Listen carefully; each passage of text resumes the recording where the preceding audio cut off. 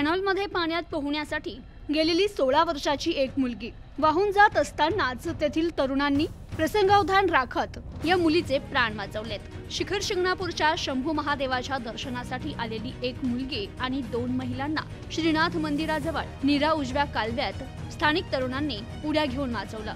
त्यांच्या या धाडसी प्रयत्नाचं कौतुक होत आहे। अंबाजोगाई तालुक्यातील मौजे ऐसम येथील मेहत्रे कुटुंबीय शिखर शिंगणापूरच्या शंभू महादेवाच्या दर्शनाला पुणे पंढरपूर रोडवरील नातेपुते येथील बायपासवरून जात असताना गाडी पंक्चर झाली।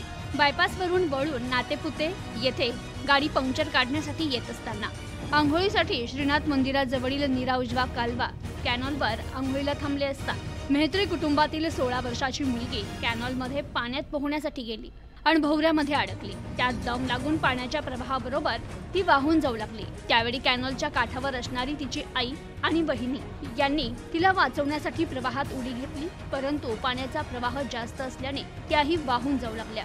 तर यावेळी कॅनॉलच्या दुसऱ्या बाजूला नातेपुतेमधील पोहत असणारे अमर कांबळे, संजय राऊत, अपूर्व जाधव, शुभम आळंदे या 4 तरुणांनी प्रसंगावधान दाखवत वाहत्या प्रवाहात उड्या घेतल्या आणि 150 मीटर अंतर पोहत जाऊन तिन्ही महिलांना सुखरूप बाहेर काढलं।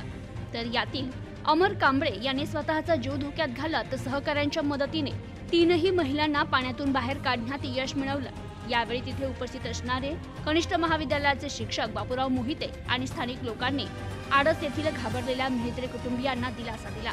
तर यावेळी या 4ही तरुणांचे मेहत्रे कुटुंबियांनी आभार मानले आणि त्या तरुणांचं ग्रामस्थांनी कौतुक केलं। प्रतिनिधी हेमंत उराडे, न्यूज टुडे 24, माळशिरस, सोलापूर।